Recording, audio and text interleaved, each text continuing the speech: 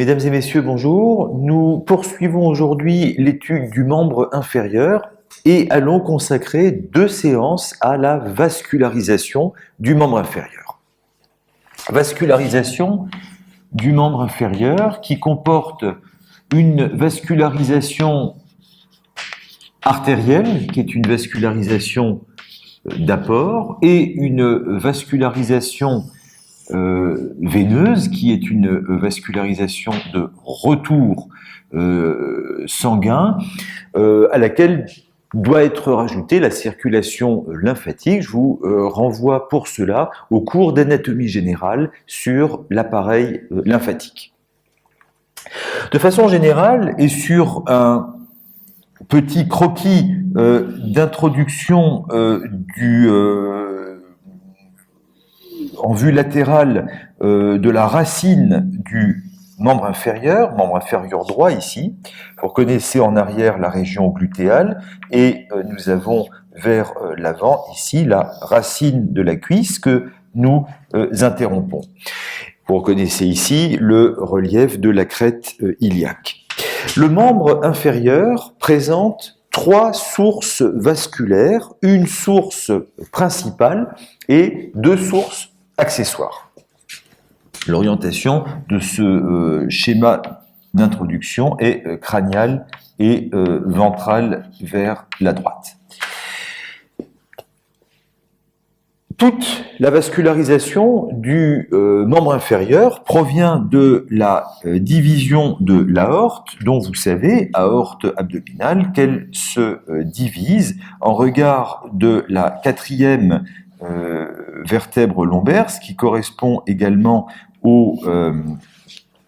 niveau du sommet de la crête iliaque, en 2 artères iliaques communes, droite et gauche. Chaque artère iliaque commune va se porter du côté concerné et en regard de l'articulation sacro-iliaque se termine en se divisant en une artère iliaque externe qui poursuit le trajet de l'iliaque commune vers le bas et vers le dehors et une artère iliaque interne qui, elle, va se porter en arrière et plonge dans le petit bassin ou pelvis mineur. La vascularisation principale du membre inférieur procède du devenir de l'artère iliaque externe. Artère iliaque externe qui va passer dans la lacune vasculaire sous le ligament inguinal pour rejoindre la région de la cuisse, donnant l'artère fémorale. Cette artère représente la vascularisation principale du membre inférieur et c'est de l'artère fémorale que vont naître toutes les artères plus bas qui vont assurer la vascularisation du membre inférieur.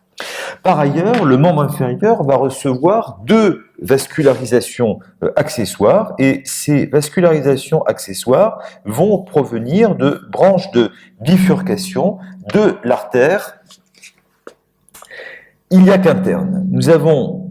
tout d'abord l'artère obturatrice qui va gagner la racine du membre inférieur en traversant le canal obturateur, elle accompagne d'ailleurs le nerf obturateur. Cette artère obturatrice représente un pédicule médial de la cuisse et participera accessoirement à la vascularisation du membre inférieur. Enfin, l'artère iliaque interne donne les 2 artères glutéales, glutéale supérieure et glutéale inférieure. Nous avions vu ces artères lorsque nous avions étudié la région glutéale et la glutéale inférieure donne accessoirement une branche descendante, branche qui est satellite du nerf cutané postérieur de la cuisse, cette artère qui se destine à la vascularisation de la face postérieure de la cuisse va aussi participer à la vascularisation du membre inférieur. Ainsi, le membre inférieur reçoit donc 3 axes vasculaires, un axe principal qui est représenté par les rameaux de division de l'artère iliaque externe, c'est l'artère fémorale puis ses branches de division, et deux pédicules accessoires, l'artère obturatrice et la branche descendante de l'artère glutéale inférieure, toutes deux issues du système iliaque interne et qui peuvent assurer une suppléance de ce système, notamment dans les pathologies athéromateuses, lorsque les branches de division de l'artère fémorale se sténosent progressivement. C'est la pathologie athéromateuse. Nous nous contenterons de décrire dans ce cours le pédicule principal du membre inférieur et donc nous ne parlerons que de l'artère fémorale et de ses branches. Le cours d'aujourd'hui sera consacré à l'étude des vaisseaux de la cuisse et de la région postérieure du genou ou creux poplité. La fois suivante, nous étudierons les artères de la jambe et du pied.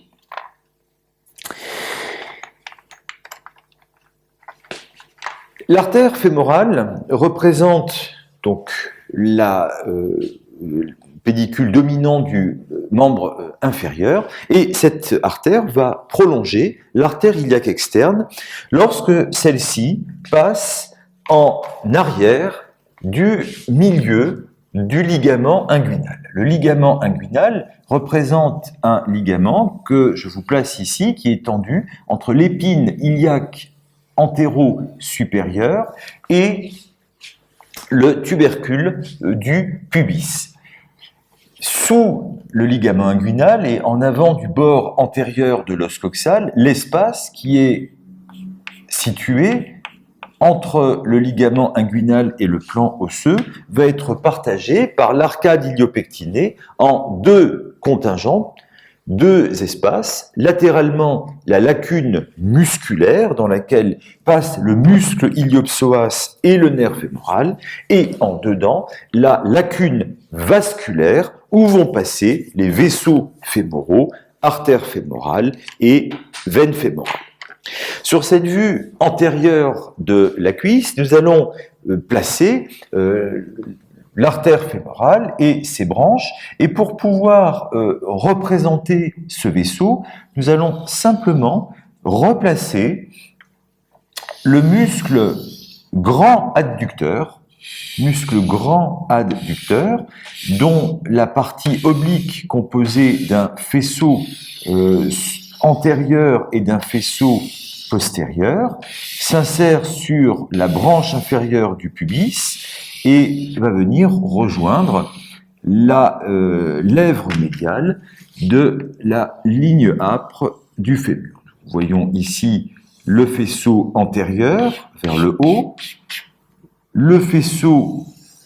postérieur vers le bas, et nous avons enfin un faisceau inférieur qui, lui, prend son origine sur la tubérosité ischiatique et qui forme, vous vous en rappelez, nous l'avions étudié avec les muscles de la cuisse, un corps charnu fusiforme qui se termine par un tendon sur le tubercule du muscle grand adducteur de la cuisse. La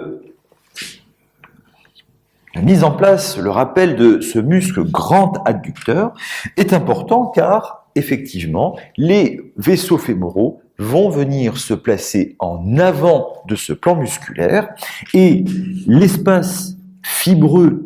cloisonné par le faisceau postérieur et le faisceau inférieur du grand adducteur forme le canal du grand adducteur par lequel les vaisseaux fémoraux quitteront la région antéromédiale de la cuisse pour passer à la face postérieure de l'articulation du genou. L'artère fémorale présente une origine qui se place en arrière du milieu du ligament inguinal, ce qui correspond au niveau cutané, au milieu de la ligne de Malgaigne ou pli inguinal. À cet endroit-là, l'artère fémorale est palpable sous la peau, c'est le pouls fémoral. Passant sous le milieu du ligament inguinal, dans la lacune vasculaire, l'artère fémorale quitte le pelvis, l'artère iliaque externe quitte le pelvis majeur et devient artère fémorale, traversant dans un premier temps la région du trigone fémoral, ou trigone décrit par Scarpa, dont on va remettre en place les parois et les limites dans un instant. L'artère fémorale va présenter globalement un trajet vertical à la partie antéromédiale de la cuisse, présentant un trajet globalement sinueux, traversant à la moitié supérieure de la cuisse la région du trigone fémoral, puis à la moitié inférieure de la cuisse, venant s'engager dans le canal fémoral ou canal des muscles adducteurs, décrit par les frères Hunter au XVIIIe siècle, jusqu'à la partie distale de la cuisse, où l'artère fémorale va s'engager à travers l'anneau fibreux du muscle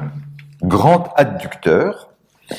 passant ainsi en arrière du complexe articulaire du genou et cessant d'être artère fémorale pour devenir artère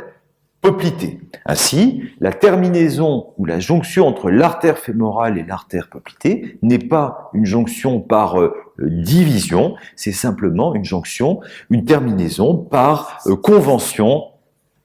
topographique. Tout au long de son trajet, l'artère fémorale va donner des branches collatérales. Branches collatérales que l'on va, pour l'essentiel, retrouver dans la partie proximale de l'artère lorsqu'elle est dans la région du trigone fémoral. Ces artères sont, sous le ligament inguinal, l'artère épigastrique superficielle,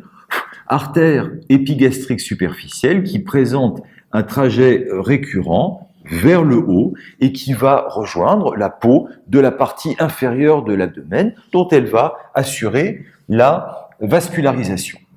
Un peu en dessous, l'artère épigastrique superficielle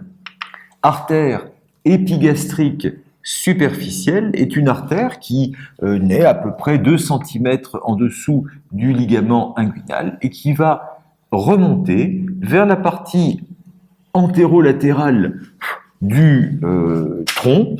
croisant la région de l'épine iliaque antéro-supérieure, puis ayant un trajet globalement parallèle à celui de la crête iliaque et assurant la vascularisation de la peau de la partie latérale du flanc sur une distance suffisamment importante pour que cette artère puisse être utilisée pour réaliser des lambeaux de reconstruction prélevés au niveau de la région antérolatérale du tronc. C'est le lambeau dit de MacGregor. Alors bien sûr, ces applications cliniques, vous n'avez pas à les apprendre par cœur, il s'agit simplement d'illustrations pour vous montrer comment les éléments que l'on vous enseigne ont des utilités, des applications cliniques par la suite. Vers le dedans, l'artère fémorale va donner naissance aux artères pudendales externes, qui sont des petites artères qui se portent vers le dedans et qui vont participer à la vascularisation des organes génitaux externes. Mais surtout, et un peu plus bas, l'artère fémorale va donner sa plus grosse branche collatérale, qui est l'artère fémorale profonde ou artère profonde de la cuisse. C'est une artère qui naît de l'artère fémorale dans le trigone fémoral et qui va se porter vers la profondeur, c'est-à-dire qu'elle va s'immiscer en arrière des muscles longs, du muscle long adducteur, et se placer dans la partie profonde des muscles adducteurs,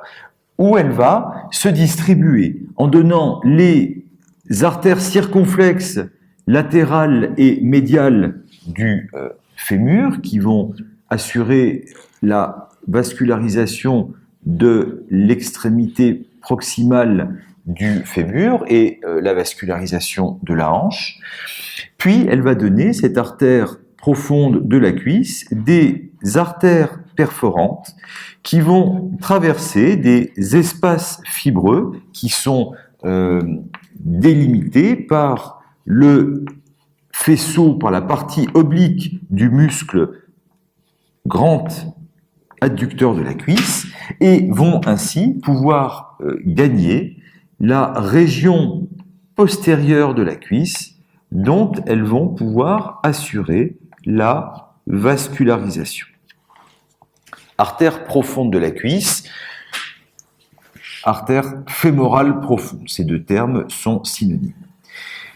La région de naissance de l'artère profonde de la cuisse est une région qui est particulièrement significative en clinique, tant l'artère profonde de la cuisse est volumineuse par rapport à l'artère fémorale, ce qui fait que dans la nomenclature anatomique traditionnelle française, encore souvent utilisée par les cliniciens, eh bien, on désignait l'artère fémorale à son origine par l'artère fémorale commune, et on désignait, au-delà de la naissance de l'artère profonde de la cuisse, les vaisseaux par artère fémorale superficielle et artère fémorale profonde. Aujourd'hui, on considère la profonde de la cuisse comme un rameau collatéral de l'artère fémorale, qui est fémorale depuis sa naissance en arrière du milieu du ligament inguinal jusqu'à sa terminaison lorsqu'elle traverse l'hiatus du grand adducteur. La région de naissance de l'artère profonde de la cuisse est désignée en clinique par le trépied fémoral, qui est un endroit où volontiers se développent les lésions d'athérome de cette région, occasionnant des symptomatologies cliniques d'ischémie du membre inférieur. C'est l'artériopathie oblitérante des membres inférieurs qui a été décrite par les chirurgiens Leriche et Fontaine, Leriche et Fontaine, qui ont laissé leur nom à la classification des différents stades de cette artériopathie oblitérante des membres inférieurs. Enfin, l'artère fémorale va donner naissance à peu près à mi-cuisse à une artère qui va descendre jusqu'à la région du genou, venant participer à la vascularisation de ce complexe articulaire, au cercle artériel périarticulaire du genou. Cette artère, c'est l'artère descendante du genou, qui est une artère également utilisable en chirurgie réparatrice, car cette artère descendante du genou possède un territoire osseux profond, le condyle fémoral médial en l'occurrence, mais donne également des rameaux cutanés qui peuvent être utilisés en chirurgie plastique. Ainsi donc, l'artère fémorale est une artère qui naît de l'artère iliaque externe en regard du ligament inguinal, qui se termine en traversant l'hiatus du grand adducteur et devenant artère poplitée, et qui, durant son trajet, globalement verticale à la partie antéromédiale de la cuisse, va donner de nombreux rameaux collatéraux, dont le plus important est l'artère profonde de la cuisse qui, par ses branches perforantes, traversant le plan du muscle grand adducteur, va participer à la vascularisation de la partie postérieure de la cuisse.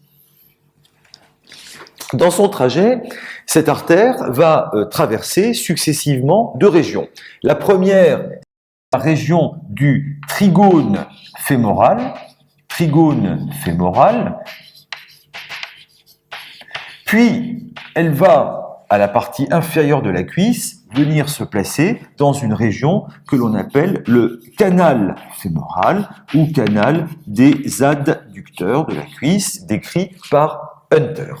C'est cette disposition topographique que nous allons à présent étudier en mettant en place ici cette vue antérieure où nous allons replacer des éléments musculaires appartenant à la région antérieure et à la région médiale de la cuisse. Pour cela, nous allons d'abord mettre le muscle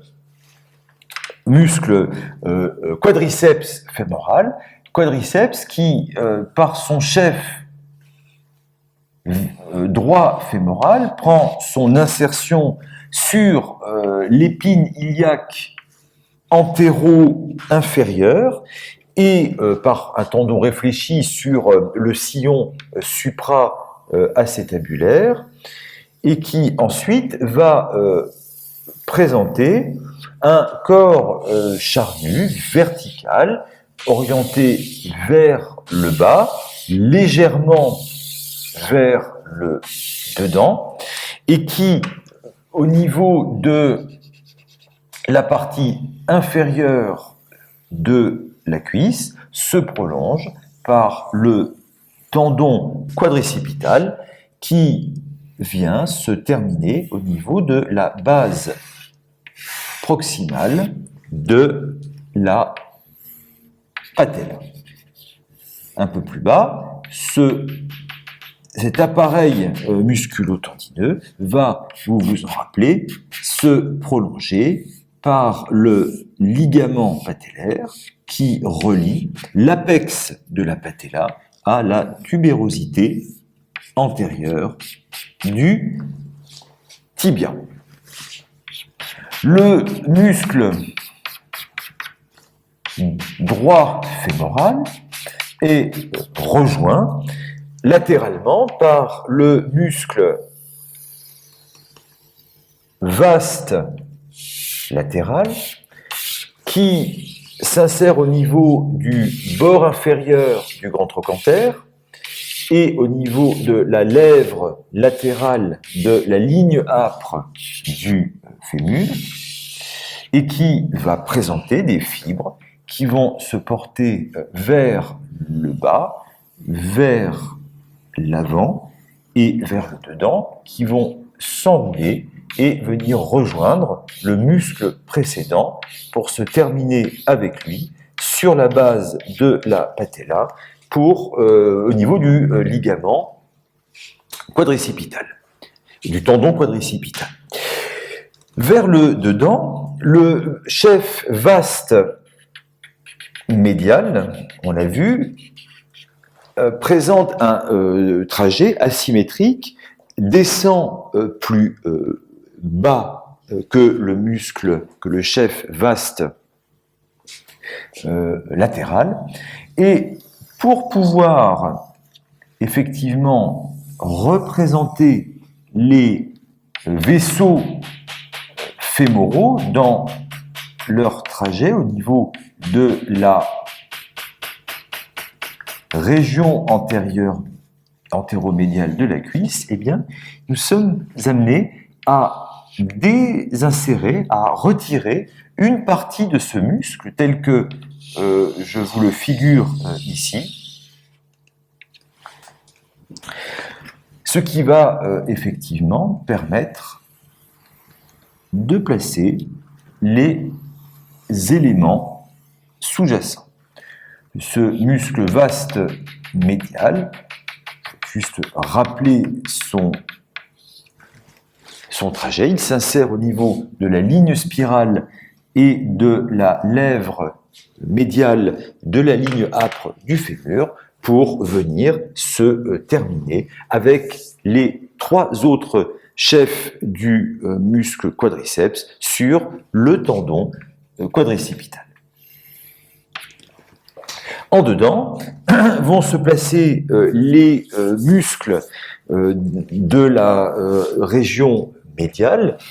Et pour pouvoir les représenter, nous allons rappeler ici le ligament inguinal, l'arcade ilio-pectinée, ce qui nous amène à placer à présent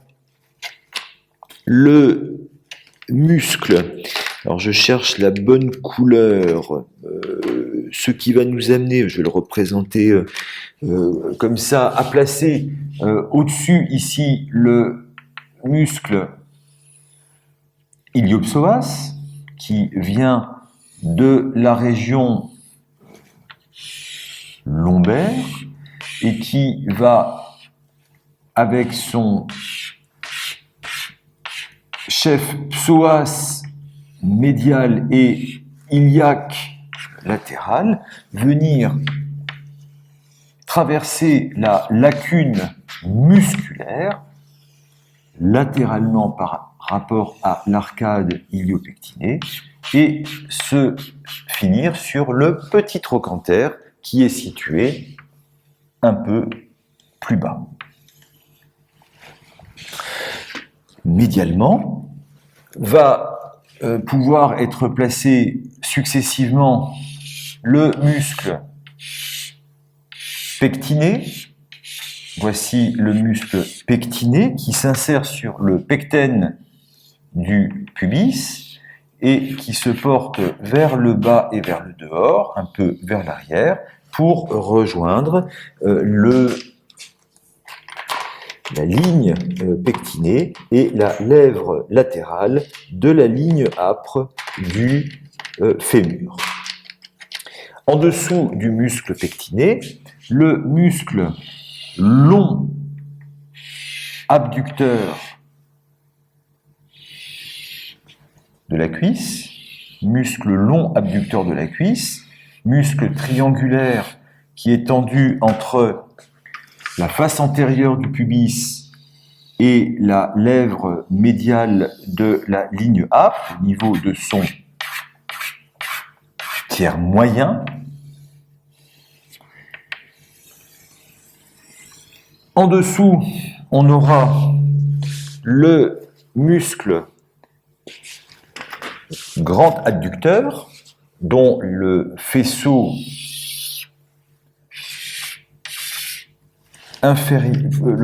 postérieur, ici, déborde le muscle long adducteur, puis nous aurions le faisceau vertical, et à la face médiale de la cuisse va venir se placer ici le muscle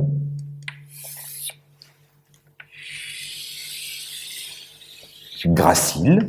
faisant partie de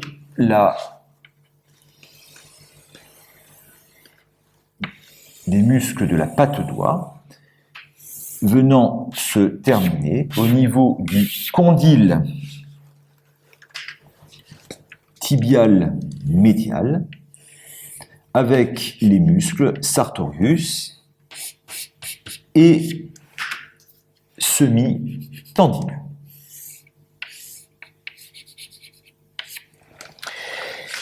Le muscle sartorius, justement, nous allons maintenant pouvoir le représenter. Et pour représenter le muscle sartorius, je vais prendre une couleur qui va permettre de bien le distinguer. Alors, c'est bizarre parce que cette couleur, je ne l'ai plus. Je vais donc... je ne sais pas ce que j'ai fait de cette couleur, mais c'est pas grave, je vais le représenter, je vais le prendre avec cette couleur-là, tant pis. Donc le muscle sartorius, c'est un muscle qui prend son origine au niveau de l'épine iliaque antéro-supérieure. On va le représenter ici en insistant bien sur son origine. Épine iliaque antéro-supérieure. Et à partir de cette insertion sur l'épine iliaque antéro-supérieure, eh bien, il va se porter d'abord vers le bas et vers le dedans. Il va croiser la face antérieure de la cuisse, puis on va le retrouver à cet endroit-là, au niveau de sa face médial, où il présente un trajet vertical,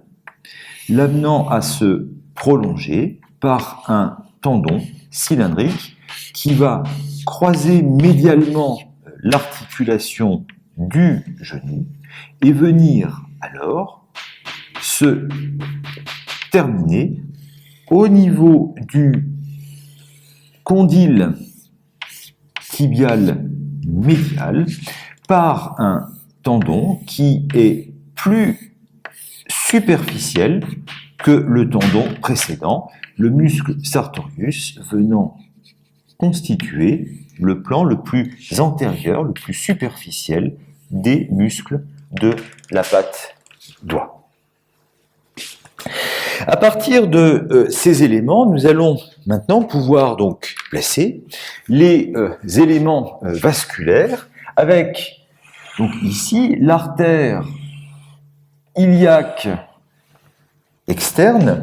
qui va venir passer sous le ligament inguinal et se retrouver alors au centre de la région du trigone fémoral. Elle va traverser, on va la replacer ici, elle traverse le trigone fémoral, qu'elle va donc traverser sur toute sa longueur pour venir ensuite quitter la partie inférieure de la région du trigone fémoral et se retrouver dans le canal fémoral, canal des adducteurs. Dans la région du trigone fémoral, on ne représentera qu'une seule des branches collatérales de l'artère fémorale, c'est l'artère profonde de la cuisse que l'on place ici en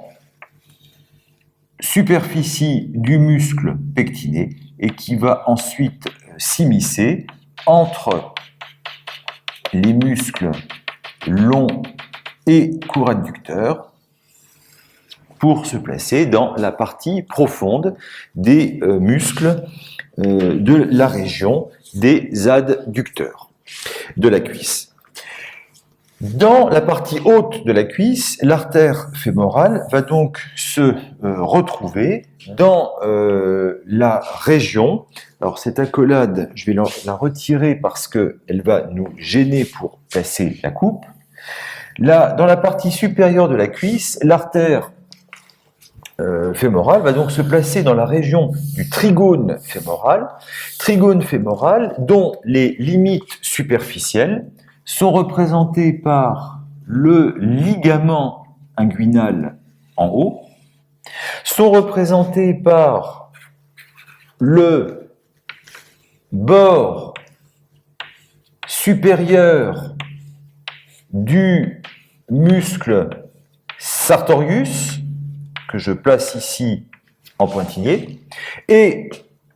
médialement représenté par le relief du muscle gracile. Trigone fémoral. La partie profonde, le plancher du trigone fémoral est représenté latéralement par l'iliopsoas et est représenté médialement par les muscles pectinés et longs adducteurs. La paroi superficielle de cette région est constituée par la peau de la région antéromédiale de la cuisse, doublée par le fascia lata qui, à cet endroit, est perforé par un ensemble d'espaces laissant passer des veines superficielles et prenant alors le nom de fascia cribriforme. Fascia cribriforme. Vers le bas, l'artère fémorale va quitter le trigone fémoral et s'engager dans le canal fémoral, canal des adducteurs, qui est représenté d'un point de vue paroi par latéralement le muscle vaste médial, c'est-à-dire le quadriceps fémoral, représenté en arrière par le plan des muscles adducteurs, le long adducteur en haut et le grand adducteur plus bas. Et la partie médiale, elle, est formée par le trajet vertical du muscle sartorius. C'est à la partie distale du canal fémoral que l'artère fémorale va quitter la région pour passer à travers l'hiatus du grand adducteur et devenir artère poplitée. Dans cette région, l'artère fémorale est accompagnée par deux éléments qui sont des éléments veineux, c'est la veine fémorale, et des éléments nerveux, ce sont le nerf fémoral et ses rameaux de division. La veine fémorale, d'abord, prolonge la veine poplitée au niveau de l'hiatus, du muscle grand adducteur. Je la replace ici sur la vue profonde.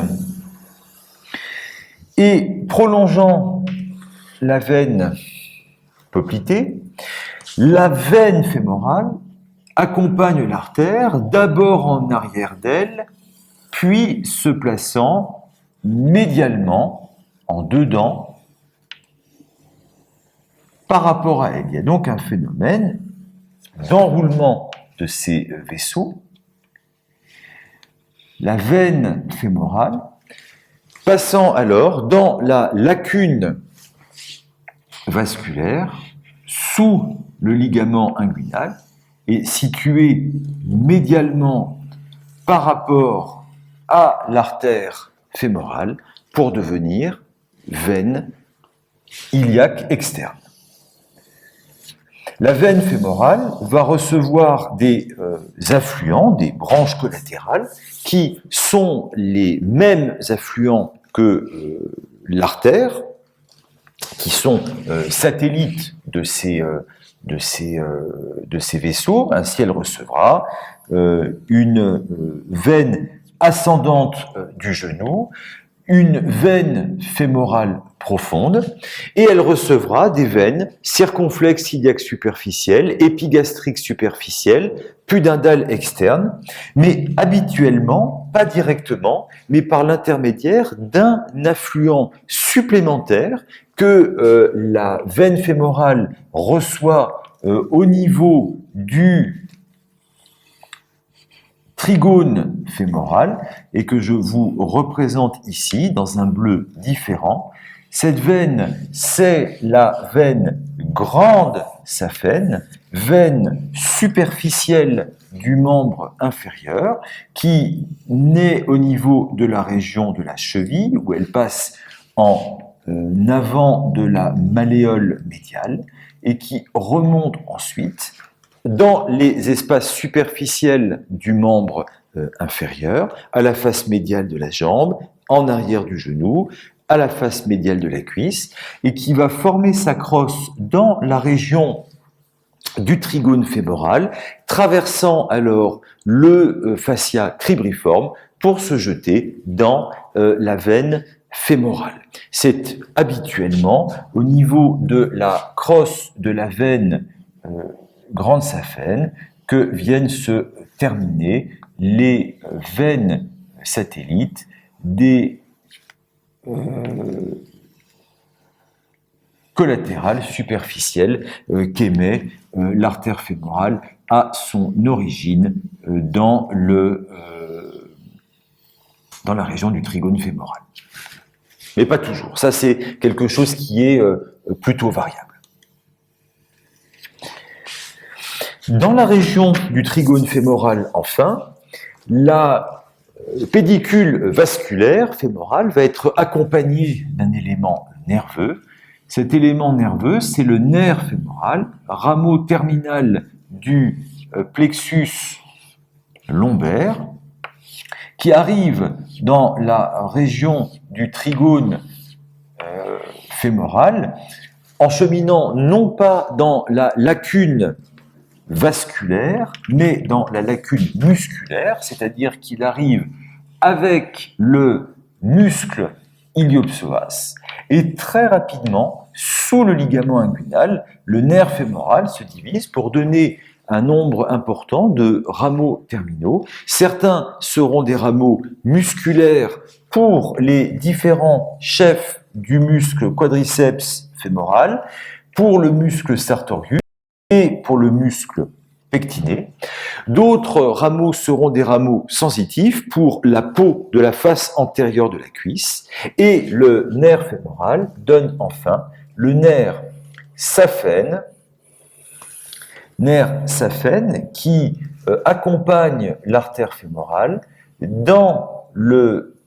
trigone fémoral, puis dans le canal fémoral, et ce nerf saphène va ensuite non pas accompagner les vaisseaux fémoraux dans le canal dans le hiatus de l'adducteur, mais il va passer en arrière ici du muscle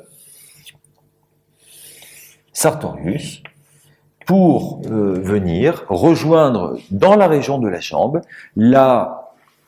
veine grande saphène, d'où son nom de nerf saphène, et ce nerf va recueillir la sensibilité de la peau de la région médiale de la jambe.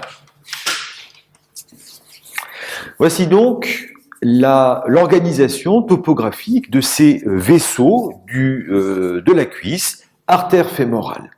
Nous pouvons, avant de passer aux vaisseaux poplités,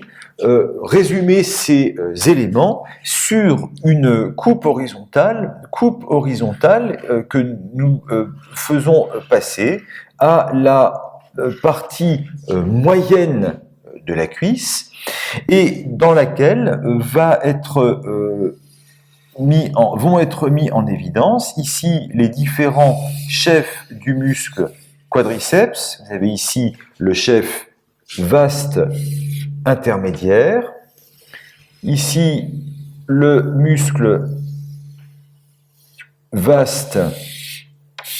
médial, dont vous voyez l'insertion qui se fait sur la lèvre médiale de la ligne âpre du fémur. Cette coupe est orientée ventralement et médialement, elle est donc représentée en vue inférieure, comme toujours en imagerie médicale.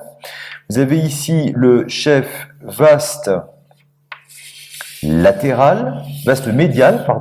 qui s'insère sur donc la lèvre médiale de la ligne âpre du fémur, et enfin, tout à fait en avant, la partie la plus antérieure du muscle quadriceps, représentée par le droit fémoral.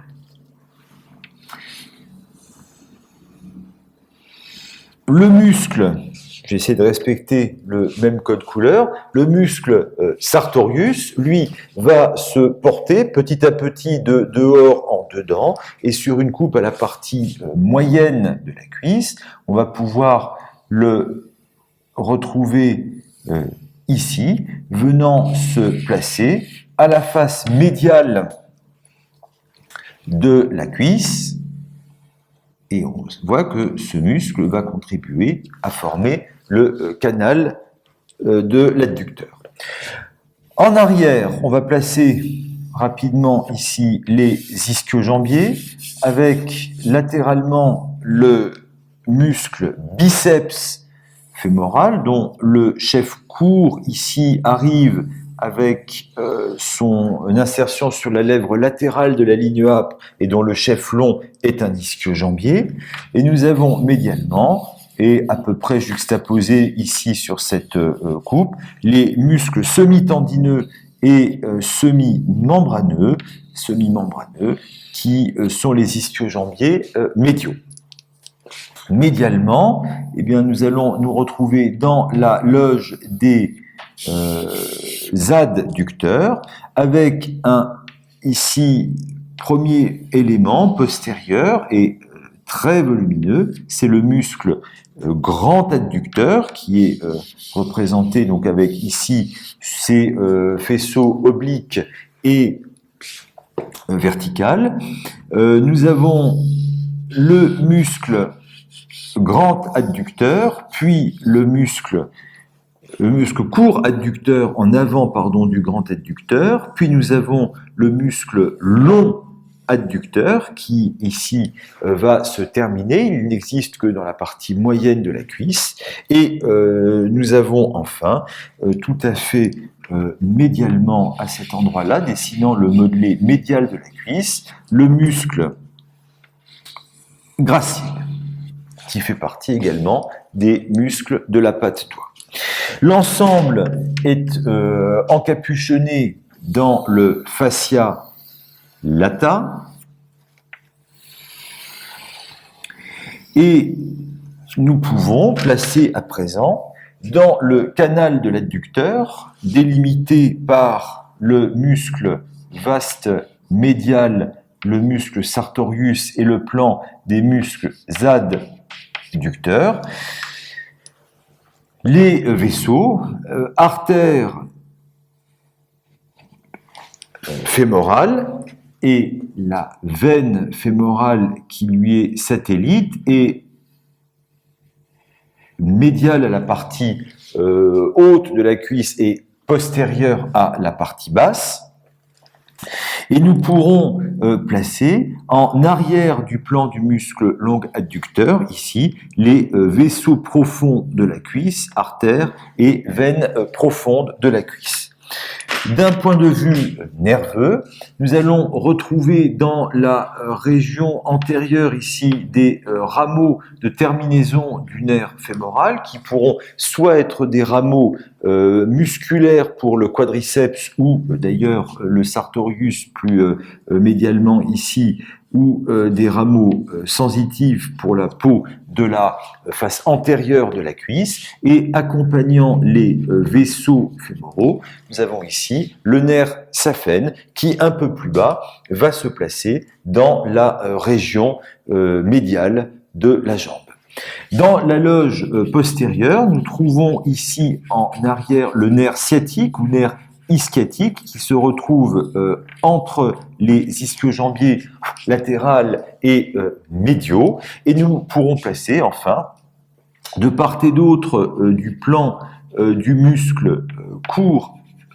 adducteur, eh bien, les deux rameaux antérieurs et postérieurs du nerf obturateur qui est le nerf de la loge des adducteurs. Enfin, on pourra placer ici le plan cutané que je suis obligé d'interrompre un peu ici, avec de la graisse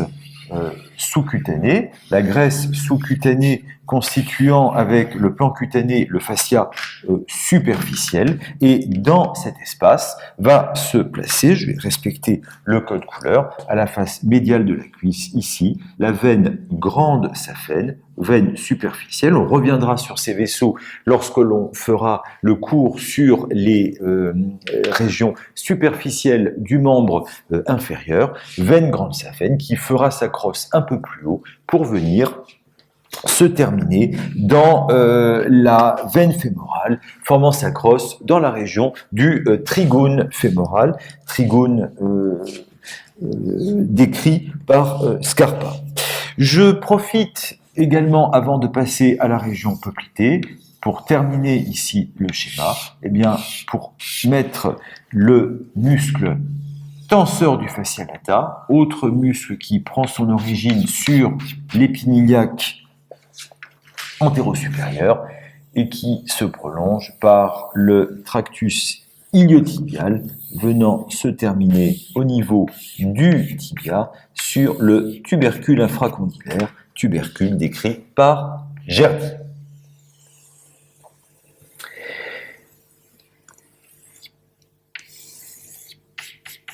L'artère fémorale, lorsqu'elle traverse le canal hiatus de l'adducteur, devient artère poplitée. Nous allons donc à présent retrouver cette artère sur une vue postérieure postérieure de la région du genou, d'où vous reconnaissez ici le plan ostéo-articulaire qui a été prédessiné. Sur ce plan ostéo-articulaire, nous allons pouvoir placer la terminaison ici du muscle grand adducteur avec son faisceau vertical inférieur et qui se termine par un tendon cylindrique épais qui rejoint le tubercule du muscle grand adducteur surplombant l'épicondyle médial du fémur. Nous plaçons ici la partie distale de son faisceau postérieur avec, entre les deux, l'arcade fibreuse qui réunit cette portion oblique et cette portion verticale du grand adducteur, venant constituer l'anneau fibreux du muscle grand adducteur décrit par Hunter. Et c'est donc bien par là que les vaisseaux fémoraux vont quitter la région antéromédiale de la cuisse pour passer à la face postérieure de l'articulation du genou. Traversant une région qui est la région poplitée. Pour pouvoir représenter ces éléments, je vais juste replacer ici le ligament poplité arqué, définissant un espace au niveau de la capsule articulaire de l'articulation du genou, livrant passage au muscle poplité qui est tendu entre l'épicondyle latéral du fémur et la face postérieure du tibia, au niveau de sa surface poplitée, ce qui permet de comprendre que cet espace qui va être où vont cheminer les vaisseaux poplités est un espace qui est osseux dans sa partie, ou dont le plancher est osseux dans sa partie supérieure, capsulo-ligamentaire dans sa partie moyenne, là je vous renvoie au cours sur l'articulation du genou, et musculaire dans sa partie inférieure. Nous avons effectivement également en bas, et bien ici les insertions vues dans un cours précédent du muscle soléaire. Je vous en place ici simplement l'origine.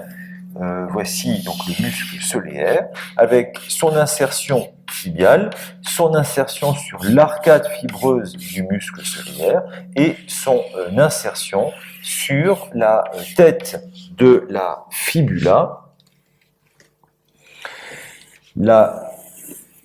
L'arcade fibreuse du muscle soléaire, j'interromps ici ce muscle, délimitant un espace dans lequel vont cheminer les vaisseaux. Alors, l'artère poplitée naît de la continuité de l'artère fémorale lorsque celle-ci passe sous l'arcade, ici, du muscle grand adducteur. L'artère poplitée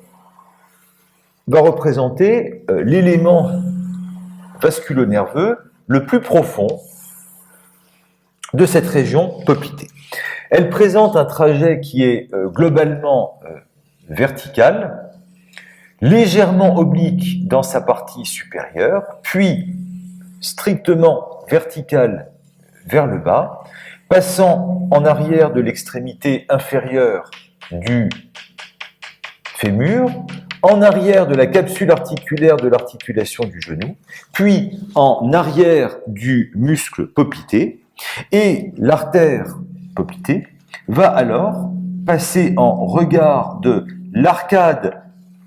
tendineuse d'insertion du muscle soléaire, où elle se termine, et cette artère se termine par division,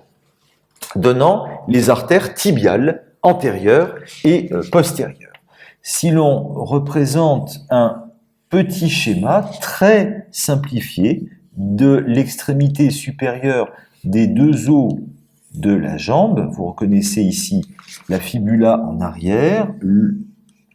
latéralement et en arrière, le tibia qui se place médialement et un peu en avant, et entre les deux, représenté ici un peu en perspective, la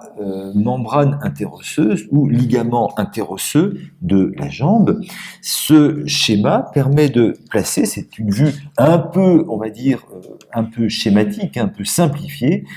permet de présenter ici l'axe vasculaire. Vous avez ici l'artère poplitée qui passe en arrière, qui a ce trajet vertical et qui, au niveau de l'insertion de l'arcade fibreuse du muscle soléaire, va se terminer pour donner naissance aux artères tibiales antérieures et postérieures. L'artère tibiale postérieure poursuivant le trajet vers le bas de l'artère poplitée, alors que l'artère tibiale antérieure, elle, doit passer en pont au-dessus du bord libre de la membrane interosseuse de la jambe et devient alors une artère qui se situe dans la loge antérieure de la jambe, cheminant au contact de la face antérieure de la membrane interosseuse. Nous avons là, pour la première fois, un exemple d'artère du membre inférieur qui se termine par division.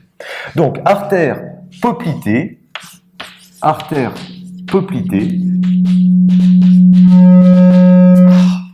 origine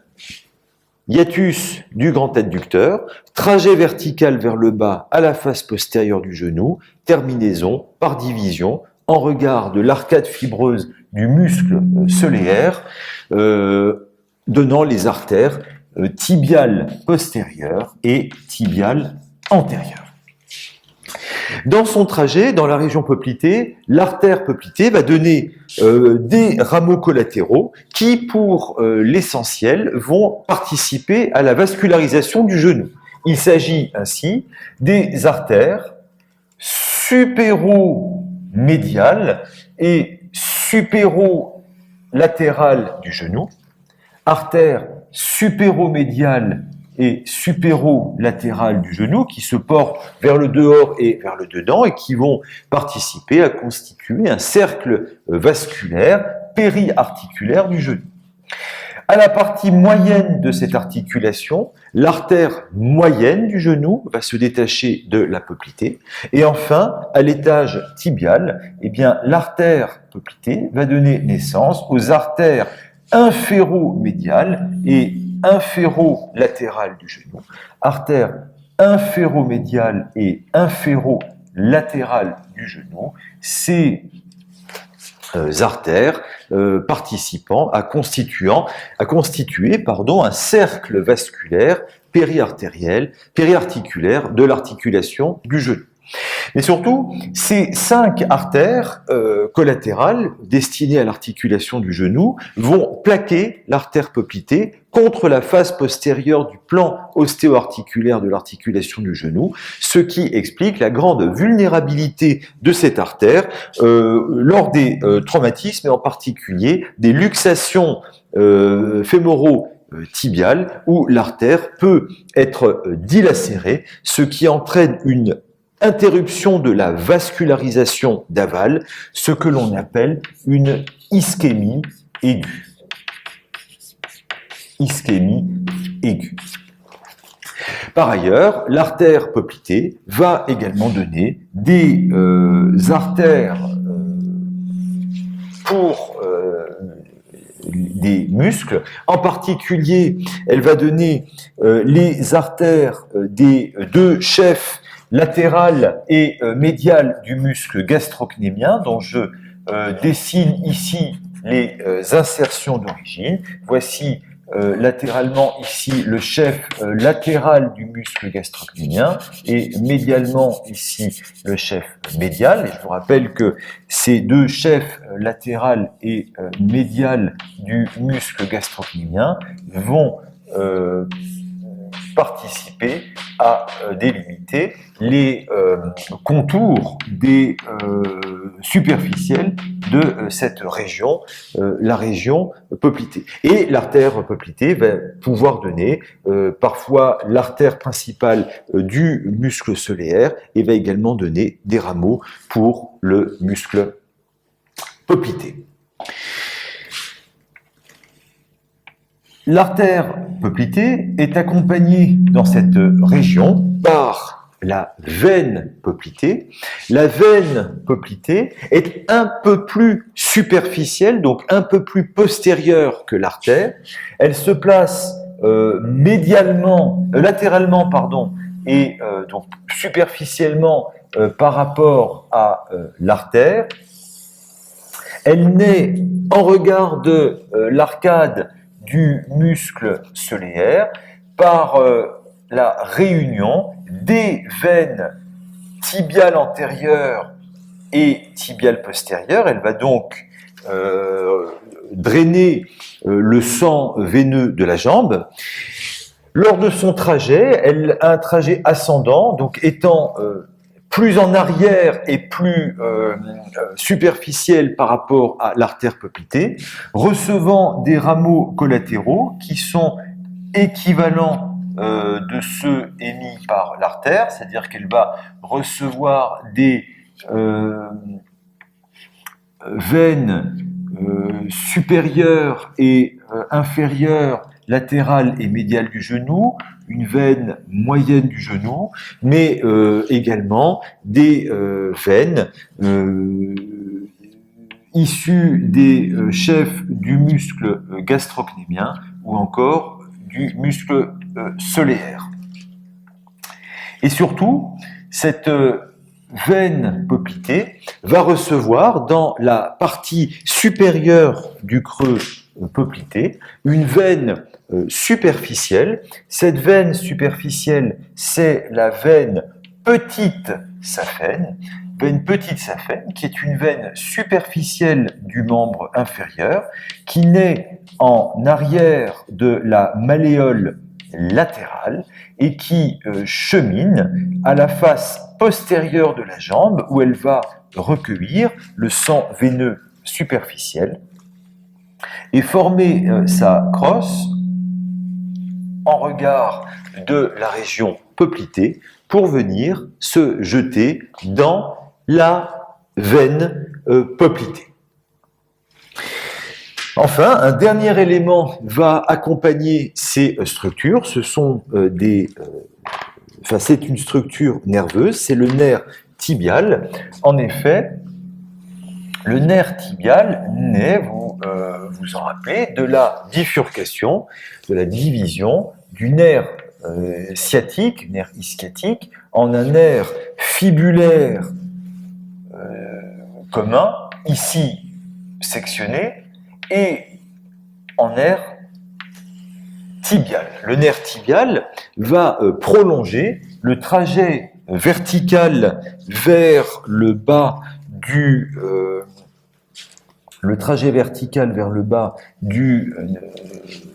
nerf ischiatique et va représenter ce nerf l'élément le plus superficiel du creux poplité. Il va venir croiser la crosse de la veine petite saphène, puis va passer au-dessus de la veine poplitée, va passer au-dessus de la veine poplitée et venir se placer dans la jambe entre l'artère et la veine, mais superficiellement par rapport à ces éléments, pour passer sous l'arcade du muscle soléaire et prolonger son trajet dans la région postérieure de la jambe où on le retrouvera. Par conséquent, l'artère poplitée naît de la prolongation de l'artère fémorale sous le hiatus du muscle grand adducteur. Elle a un trajet vertical vers le bas, d'abord légèrement arqué vers le bas et vers le dehors, puis franchement vertical, donnant essentiellement des artères collatérales pour former le cercle vasculaire périarticulaire du genou. Et l'artère poplitée se termine en regard de l'arcade du muscle soléaire à la partie inférieure de la région poplitée par division en donnant les artères tibiales postérieures et tibiales antérieures qui représentent les deux principaux troncs de la jambe. L'artère poplitée